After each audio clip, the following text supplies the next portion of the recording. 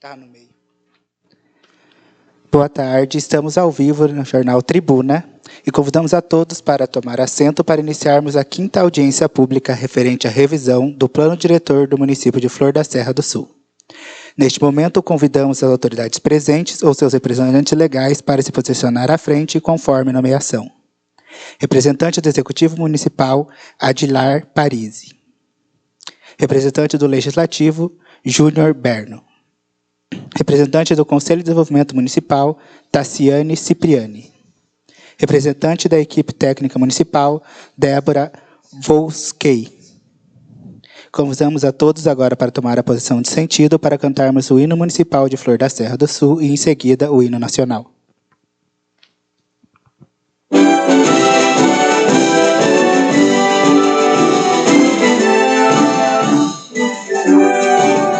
No encontro de três povos, um novo rumo foi buscado. Gaúchos e catarinenses, com paranaenses irmanados, foi com lutas e sacrifícios, palmo a palmo conquistado, o solo fértil num planalto, cercado com pinheirais, com trabalho e justiça, expandiu-se mais e mais. Flor da serra, onde o céu é mais azul. Flor da Serra no passado, hoje Flor da Serra do Sul.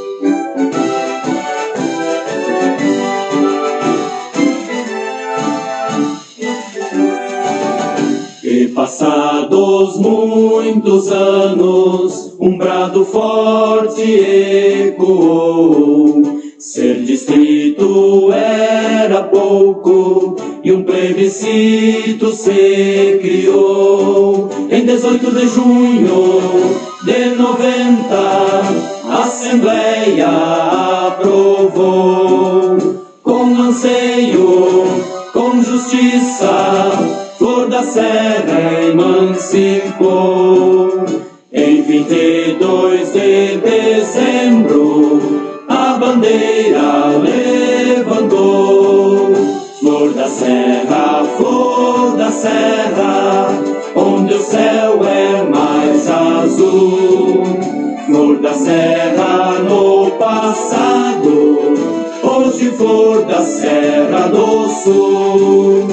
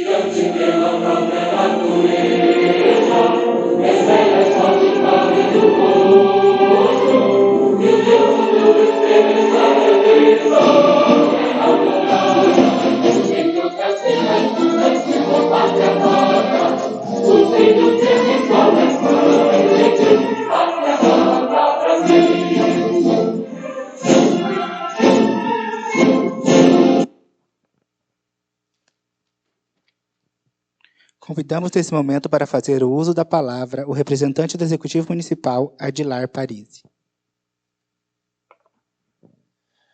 Boa tarde a todos. Cumprimento Francisco e José, que são os que coordenam esse plano diretor. Seja todo bem-vindo pela quinta audiência pública. E dizer assim que a gente participou de umas e outras deixamos, né? Estamos talvez não acompanhando totalmente. Cumprimento o Maurício, cumprimento a empresa, no caso do senhor Edivaldo, cumprimento o representante da Câmara Municipal, o senhor Júnior, a Tassiane e a Débora. E como diz assim, espero uma boa reunião, que isso é o desenvolvimento para 10 anos de município de Flor da Serra do Sul. Com certeza, mudanças vão ocorrer. Outras coisas são já normais, são de praxe já de todos os municípios, mas alguma coisa são mudanças. Eu acho que atinge a parte da agricultura e a parte da cidade. Muitas coisas já foi decidida e outras coisas terão que ser decididas e debatidas, com certeza. Chegamos todos numa conclusão, uma boa reunião para todos, e uma boa reunião, e que, infelizmente, pouca gente, mas que vale o que nós estamos aqui e que nós precisamos. Muito obrigado a todos. Convidamos nesse momento a fazer o uso da palavra o representante do Legislativo Municipal, Júnior Berno. Uma boa tarde a todos. Como o nosso vice-prefeito cumprimentou a todos nominalmente, cumprimento de forma generalizada a todos. Mais uma vez estão presentes aqui, eu acho que eu consegui participar de todas as audiências públicas do plano diretor, e com o intuito de ver e acompanhar o desenvolvimento do nosso município nos próximos 10 anos. Que nem o vice falou, pouca gente participando, mas o que vale é a intenção da gente estar aqui para que o nosso município se desenvolva, cresça em todos os sentidos, né? E o plano diretor é necessário ser feita essa renovação, e o quanto antes a gente possa estar passando por essa casa legislativa e aprovar esse projeto. Então eu desejo uma boa audiência a todos, que seja de bom proveito e que Flor da Serra do Sul continue crescendo e desenvolvendo a partir desse plano de diretor do nosso município. Neste momento, pedimos para que autoridades tomem assento junto à plateia e passamos a palavra ao geógrafo José Francisco de Góes, um dos coordenadores da equipe técnica da empresa Farol 14 Consultoria, para continuar a condução desta audiência pública. Boa tarde a todos. Então, vamos dar andamento, né? Nós tivemos, da última audiência para essa, nós tivemos alguns apontamentos, como ficou nesse período para fazer essas avaliações. E o objetivo, né, dessa quinta audiência é realmente finalizar, apresentar e aprovar os apontamentos que foram feitos dentro das necessidades do município de Flor da Serra do Sul.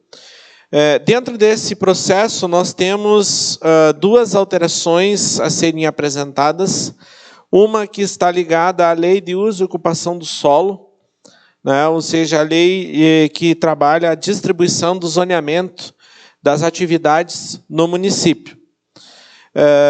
Então, dentro disso, na última audiência, já na terceira audiência, já foi apresentado, né, como ficaria o zoneamento do município. Então, nós tínhamos uma área central, aqui está em rosa, né, que a gente chamou de Zona Central de Comércio e Serviço. Logo em seguida, a área em azul, a gente tem uma Zona Mista 1, que a gente chama, que seria a área residencial, onde já tem áreas consolidadas, com residências. Aí nós criamos uma Zona Mista 2, que seria uma zona de transição, onde o foco seria comércio e residência, mas já indo para a área industrial. E aí, nas duas pontas, ficou, na época, aprovado áreas industriais, tanto para a saída para Marmeleiro, quanto a saída para Barracão. Na saída para Barracão, nós tínhamos encravado aqui uma área de interesse social, né? Onde ficariam terrenos para trabalhar a questão de projetos de habitação, casas populares. E aí começaríamos com uma indústria de pequeno uma indústria mais de pequeno porte, né, de baixo impacto, que a gente chama, por ela estar mais próxima às residências. Aí uma segunda faixa de uma indústria de médio porte e uma indústria de grande porte, já dado ao fato que aqui nós estamos próximos aos silos. Saindo para Marmeleiro, nós teríamos uma indústria de médio e grande porte, de pequeno e médio porte, já na primeira fase, depois da área residencial, da zona mista, e uma zona de grande porte, né, de indústrias que a gente chamou de ZI3, né, ZI3 aqui.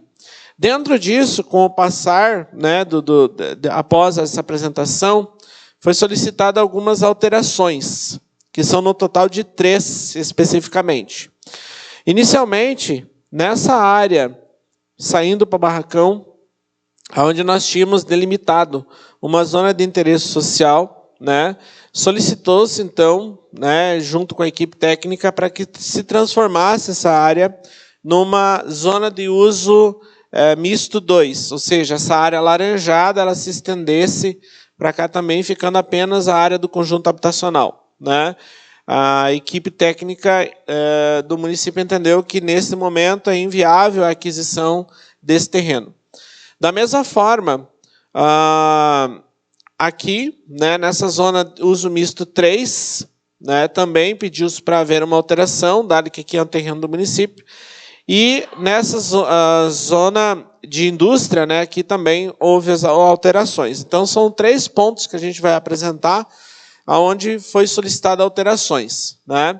Quais seriam essas alterações? Então, a transformação da área de zona de interesse social para uma zona de uso misto, ou seja, a área laranjadinha ela se expandiria, né, para cá. A área que antes era área industrial tipo 1, ela se transformaria numa zona de misto 2, ou seja, a área laranjada também na saída para Marmeleiro. E parte dessa área, que hoje é do município, se transformaria numa área de interesse social. Então, essa área que estaria aqui, ela seria transferida para essa região aqui, não é? Então, o que é uma zona de uso misto, né? O que são as zonas de uso misto, que são essas áreas que a gente tem no mapa, que são laranjadas e azuis, né? São áreas onde ela está adjacente à área central, ou seja, elas estão na borda, né? Ela tem muitas movimentação de pessoas, moradia, o foco está em moradia e comércio de bairro, e ela é uma transição, ela sai do centro e faz o meio para chegar na área industrial, né?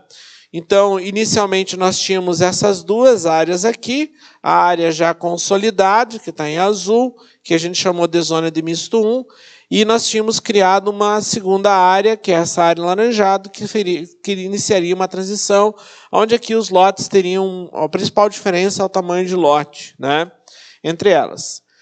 Aqui mais próximo, então, o que inicialmente sofreria alteração, né, nesse processo, seria que essa área aqui ela sofreria uma expansão, nessa região aqui, né? E da mesma, então, se ficaria nesse formato, então ela viria aqui, e essa área aqui, então, se transformaria numa zona de misto 2, né? Da mesma forma, a área industrial, que está lá próximo ao posto de combustível, né, ela se transformaria numa zona de misto 2 também, de uso misto 2.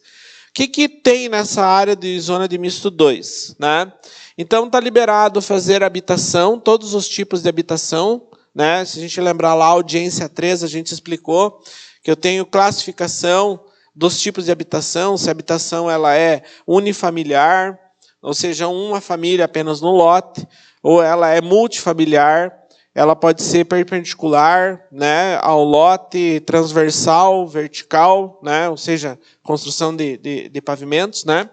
Então, está liberado todos os tipos de habitação, a atividade comunitária, que é escola, berçário, creche, enfim, né, academias, etc., também está liberada em 1 e 2. A 3 ela está sob permissível. O que significa isso? Permissível tem que fazer uma consulta no município, e o município que vai dar autorização para essa atividade. Né?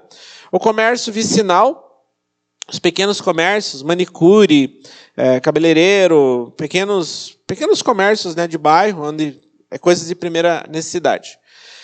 Nessa zona de misto 2, então, isso está liberado diretamente. Chegou aqui na prefeitura, leu, pegou a lei, entregou toda a documentação, automaticamente atendeu às normas, está liberado.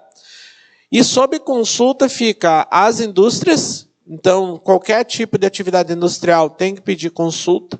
E aí o setor de engenharia ele pode autorizar ou ele pode pedir também consulta ao conselho, ao grupo técnico permanente ou fazer uma audiência pública. Então, dependendo do que o grupo técnico do município determinar e achar mais viável, ele pode fazer isso. Da mesma forma, os comércios de bairro, setorial, de serviço específico, comércio em geral, então, tipo, posto de combustível, atacadista, grandes barracões de varejo, de armazenamento, enfim, tudo isso fica sob consulta e determinação direta da engenharia, né? Porque o foco, como a gente viu anteriormente, é residências e comércios de bairro, né? Como que fica a distribuição? Nessa área laranjada, nós temos, então, 360 metros quadrados de terreno, com 12 de testada, podendo 4 pavimentos sem esgotamento sanitário e 6 pavimentos se tiver algum tratamento ou esgotamento sanitário ligado à concessionária ou o próprio empreendedor criar a sua estrutura de tratamento, que hoje é possível, né? O que é a zona de interesse social, né? A zona de interesse social, então, são destinadas à implantação de projeto de habitação, né? Que é principalmente baixa renda. Então, a ideia é garantir moradia, né, e prover a inclusão social.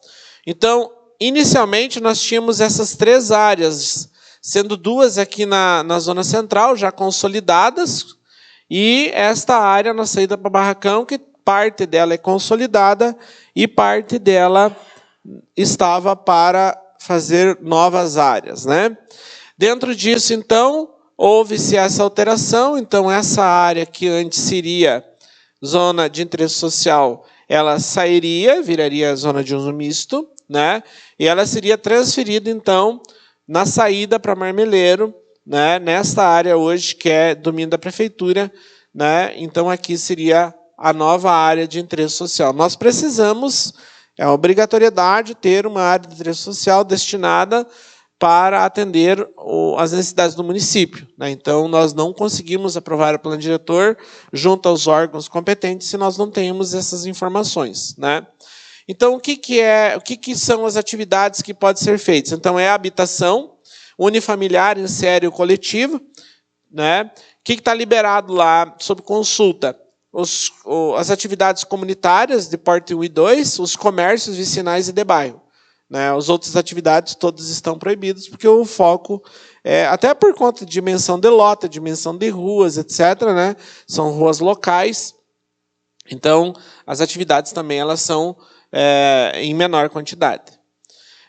Seriam lotes de 180 no mínimo, 180 metros quadrados, com 8 de testada, e, no máximo, 2 pavimentos, né? Lembrando que o tamanho do lote sempre é mínimo, né? Nós temos vários municípios que, pega o exemplo, ontem nós estávamos em Cruzeiro do Iguaçu, o lote mínimo lá é 200 metros quadrados, mas o executivo falou que todos os lotes de habitação de interesse social vai ser 250. Então, a gente sempre fala que o que tem aqui é uma referência no mínimo possível, né? Mas vai do projeto, vai da municipalidade entender, né, se isso é ideal ou precisa ter, de acordo com o tipo do terreno, de acordo com a localidade, as características, se esse lote pode ser maior do que o mínimo já determinado. E, por fim, a alteração que nós temos na zona empresarial industrial. Então, lembrando, na saída para Barracão nós temos 3 agrupamentos, 1, 2 e 3, ou seja, conforme vai indo para fora da cidade, vai aumentando o impacto da indústria.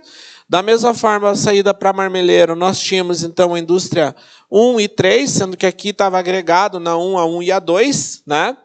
E essa área que hoje ela está aprovada como zona industrial 1, né? que a gente olhando aqui mais próximo, ela se transformaria, então, numa zona de uso misto. Então, a gente reduziria a área industrial na saída para Marmeleiro, né, já que ficaríamos só com uma zona industrial 3. Né, estaria sendo limitado, então, né, pelo corte e pelas áreas de APP. Né. Então, essa área aí, ela seria transformada para isso. Né. O que seria essa zona industrial 3? Então, ela seria a indústria 2 e 3, estaria liberado. A indústria tipo 1 não é recomendado, porque aí são indústrias de pequeno porte, então a indústria de pequeno porte não faz sentido estar longe da cidade. E, além disso, os comércios também estão permissíveis, então tudo isso fica sob consulta. Na indústria tipo 3, nem na 1, enfim, nem na tipo 2, não tem aí a liberação de habitação. Não faz sentido próximo a essas indústrias terem habitação. Né? Os lotes seriam de 1.000 metros quadrados, com 20 de testada. Né? Então, porque se busca, né, numa área industrial 13, eu estou falando de carreta, enfim, né, de movimentação de carga pesada. Né? Então, essa seria a proposta, né, que a gente tem. Né? Nós da empresa consultora gostaríamos de fazer uma ressalva. Né? Essa solicitação ela veio do executivo, né, juntamente com a equipe técnica permanente. Porém, nós, como empresa, nós entendemos arriscado, né, essa transformação aqui, por 2 motivos. Né? O primeiro motivo é o fato de estar próximo a uma área de indústria 3, né? E o segundo motivo é estar longe de aparelhos urbanos, né? Escola, creche, posto de saúde, etc. Né? Então, a gente faz essa ressalva. Por mais que o município tenha uma área ali estruturada, nós entendemos que provavelmente vocês vão ter dificuldade em aprovar esse loteamento nos órgãos ambientais. Né?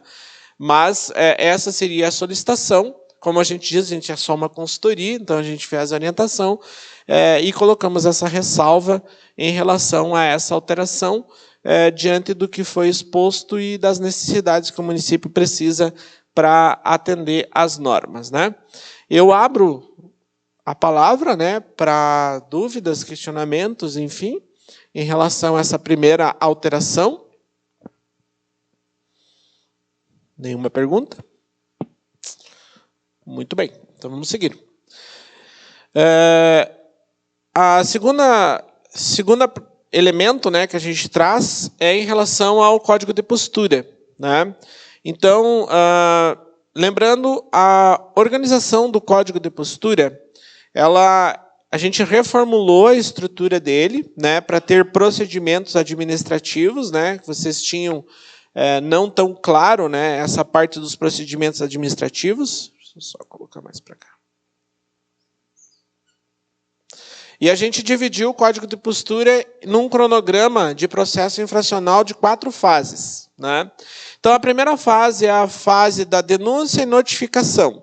Então, ninguém no município ele vai ser autuado de cara, a não ser que seja algo muito grave. Ele, não é que não pode, né? Ele pode ser notificado, mas a ideia é que, inicialmente, se faça uma notificação. Né?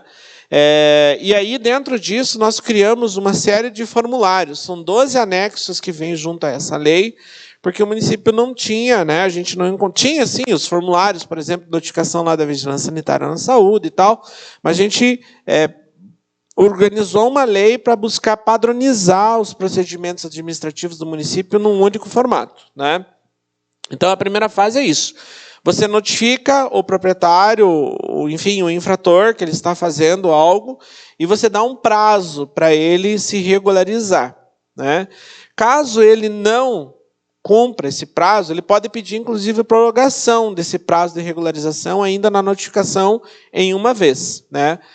Bom, dentro disso, o fiscal volta lá, e se ele não cumprir os prazos, né, ele sofre a autuação. Então, essa notificação, ela automaticamente vira uma autuação numa segunda visita de não correção. né? Quando eu tenho autuação, se abre um processo administrativo. O que significa isso? Vai correr um processo que pode resultar numa multa, numa apreensão ou numa cassação de alvará, dependendo da situação, né? Então, dentro desse processo administrativo, vai acontecer a existência de pareceres técnicos, né? Então, nós criamos um roteiro, onde, a partir do momento que o infrator ele é autuado, ele tem 5 dias úteis para se defender. Ou seja, apresentar as suas contestações à autuação. Caso ele necessite, ele pode pedir uma prorrogação de mais 5 dias. Né? Então, ele teria no máximo 10 dias úteis. Vindo o processo para o município, né, o município tem um total de 20 dias úteis para responder sobre essa defesa, né? Podendo, neste período, o município solicitar documentação ao autuado, né? E ele teria 5 dias para entregar essa autuação, e se o município pedir essa documentação, ele ganha mais 20 dias úteis para poder fazer aí o encerramento. O que a gente quer e por que a gente está focando nisso, né? Porque agora um rito processual, né, junto ao Código de Postura, ele teria aí em torno, então, 10 dias no máximo para a defesa, né, 40 dias no máximo para o município dar um veredito, sendo que nesse período, no meio aí tem 5 dias para o autuado juntar documentação. Então, nós teríamos um total de 55 dias, no máximo, úteis, né, para encerramento de um processo. Então, dentro dessa organização. E aí, ao final do parecer, e inclusive durante o processo administrativo, nós criamos formulários onde as secretarias podem solicitar pareceres de outras secretarias. Então, por exemplo, a Secretaria de Saúde lá, ela identificou que o rio está com uma cor diferente, né? Coletou água, enfim, mandou para análise, e nesse processo não se envolveu a Secretaria de Meio Ambiente. Então, durante o processo, com essas análises em mãos, etc., ela pode solicitar o parecer, né, da Secretaria de Meio Ambiente, por exemplo, para ela se pronunciar. Então, eu tenho anexos que demonstram como é o procedimento de parecer técnico, né? Bom, ao final da segunda fase, quando se determina o que vai ser feito, pode resultar, então, como eu falei, numa apreensão, num lacre, né? E aí a gente tem formulários agora de apreensão e de lacre. Esse lacre ele pode ser total ou parcial. Vai depender do tamanho e da gravidade do delito. Vamos pegar uma coisa bem simples, né? Que aí nem vai para processo administrativo. Isso já é autuação direta. O cara está vendendo um iogurte vencido, né? Eu não vou fechar o mercado porque ele está vendendo iogurte vencido. Eu vou lacrar a gôndola, né? Então, eu faço um lacre parcial. Aí eu tenho uma empresa que trabalha com caldeira. E a caldeira corre o risco de explodir. Eu não vou lacrar a caldeira, eu vou fechar toda a estrutura, porque isso é perigoso, inclusive, dependendo do que acontecer, derrubar a estrutura física. Então, essa é a diferença do lacre total parcial. O fiscal, ou o responsável pelo processo, ele que vai determinar qual é o tipo de procedimento que o município vai ter. E dentro disso, tanto a apreensão quanto o lacre vão gerar multa, e essas multas podem ser acompanhadas de cassação de alvará, né, dependendo do nível do impacto, e a gente tem que a terceira autuação e o processo, né, no município, e considerando o autuado culpado, no terceiro processo, se lacra o estabelecimento, se caça o alvará, né, porque 3 vezes esse estabelecimento descumpriu a lei, não faz sentido você ter um comércio sendo, né, liberado, né, no município, está em desconformidade. E também, dependendo do caso, pode ter a apreensão, né? Além da multa, eu posso ter a apreensão desses bens. Então, esse seria o procedimento técnico, né, que teríamos. E, obviamente, aí cabe aos técnicos, né, entender se ele vai usar a lei municipal ou, em alguns casos, a gente sabe que tem leis estaduais também. Vou pegar, por exemplo, a vigilância. É o fiscal que vai decidir qual lei que ele vai definir. O que nós queremos deixar no Código de Postura aqui é a possibilidade. Se, por um acaso, o município está desamparado, ele não encontra amparo em outras leis, ele vai na sua lei local e ele vai encontrar. Porque o Código de Postura aqui ele está falando de todos os setores, né? E o que seria, aqui só detalhando, né? Então, a primeira fase, denúncia com notificação. A segunda fase, os prazos para correção. Se ele não cumpre prazo, segue o processo para uma autuação, para um processo administrativo. Nesse processo eu tenho parecer técnico. E nesse parecer técnico pode ser, né, não culpado, pode inocentar, mas se seguir, vai ter apreensão, lacre total parcial, gera-se multa, cassação ou apreensão, né? Então, esse seria o segmento.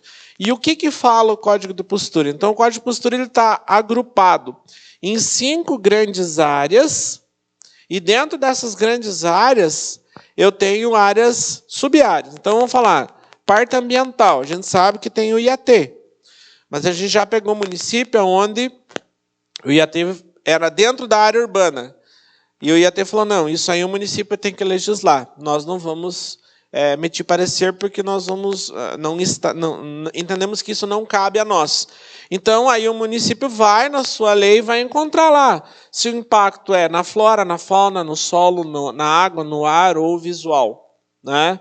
Impacto à saúde pública, contaminantes físicos ou poluentes, físico, químico, biológico, vetores, animais sinantrópicos, perturbação do sossego, impacto sobre o trabalhador, né?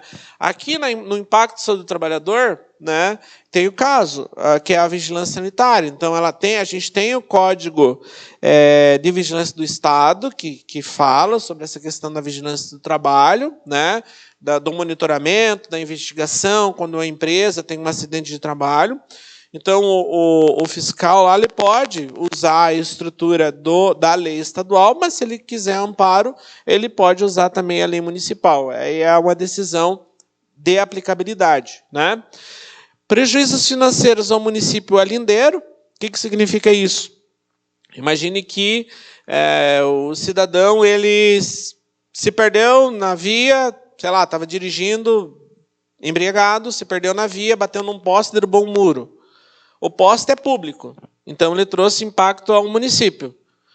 E o muro é do vizinho, é privado. Ele trouxe prejuízo a terceiros. Então, ele pode ser notificado de acordo com esse procedimento, né, do que ele causa. Higiene pública de espaços públicos, então, praça, parque, enfim, no geral. Higiene das habitações, né, higiene dos alimentos e higiene de espaços e estabelecimentos privados. Não significa que você tem um espaço privado que o município não pode te autuar relacionado a animais, criações de vetores, enfim, como um todo, né?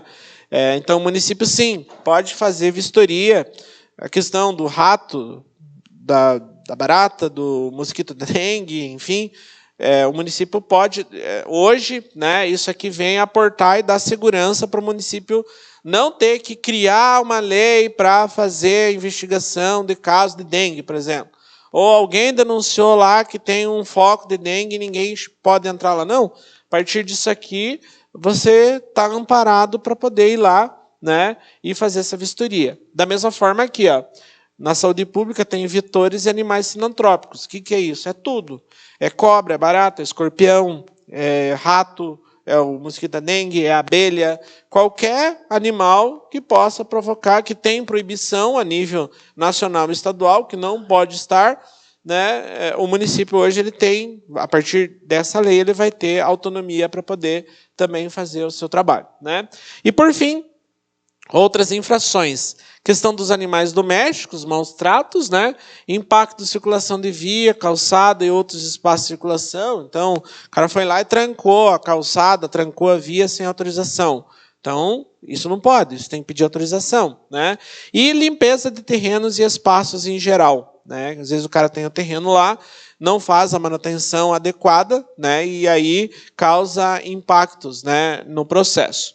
Então, esses seriam os elementos que são regrados dentro da lei do Código de Postura. É o poder de polícia que o município vai ter, né? Como que vai funcionar? Então, basicamente, o fiscal ele vai marcar xizinho, né? A função do fiscal é isso, é ele ir lá e ver como que está esse procedimento. Então, o cara foi lá numa área e ele viu que derrubou 250 metros quadrados, mas ele derrubou 5 árvores nativas. Então, o fiscal ele vai anotar, vejam que as gravidades, as infrações, elas agora vão estar em graus, de 1 a 5, sendo o grau 1 o mais leve e o grau 5 o mais grave. Como carteira de motorista, né? Só que em vez de ser leve, média, grave, gravíssima, nós usamos de 1 a 5. O fiscal ele sempre vai anotar todas as infrações possíveis. Então, um lote de 250 metros quadrados tem 5 árvores nativas. Ele anota os 2. O que é levado para notificação? O mais grave dentro do elemento. Então, aqui é impacto ambiental, flora, grau 3. O cara ligou o som por mais de 4 horas e afetou, sei lá, 10 pessoas, 11 pessoas. Grau 2 e grau 5. Grau 2 pela quantidade de pessoas que ele atingiu e grau 5 pelo tempo. O que leva na infração? Grau 5.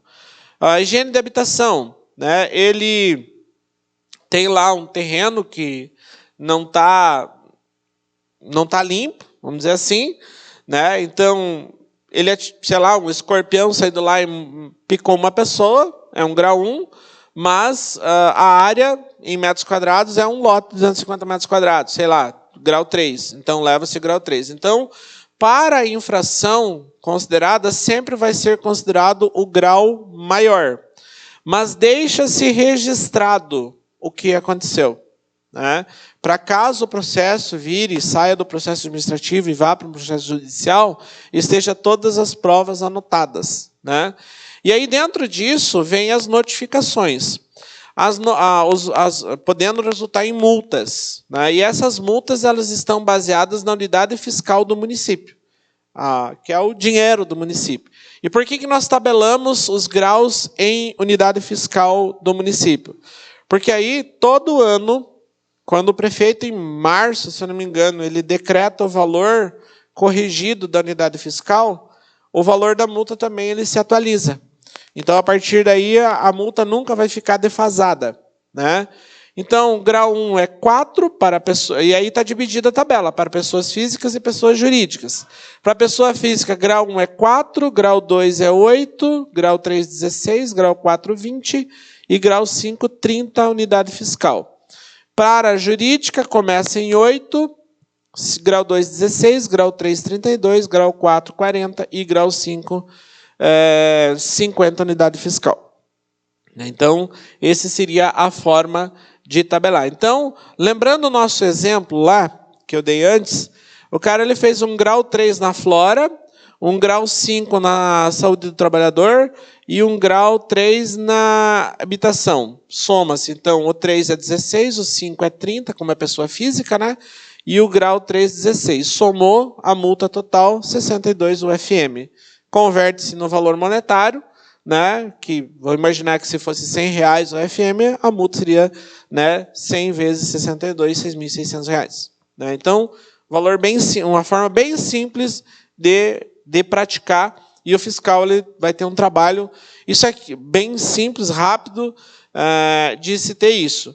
E a gente deixou todas essas estruturas de formulários preparados para eles serem automatizados.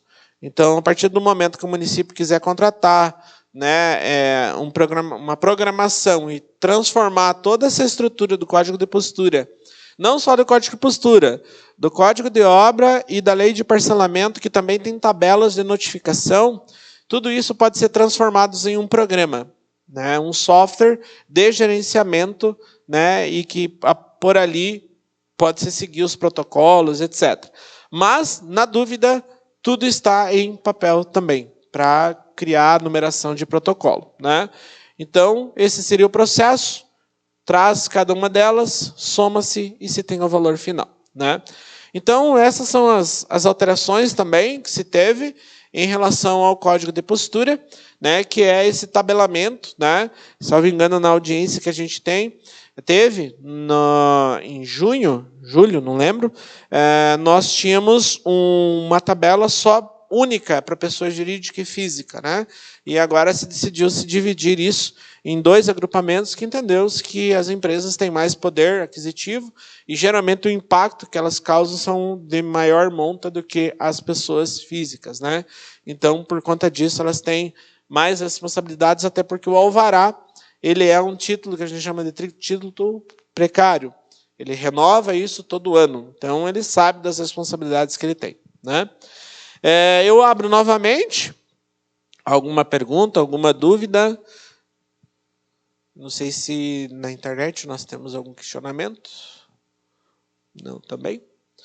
Alguma objeção em relação às alterações? Não?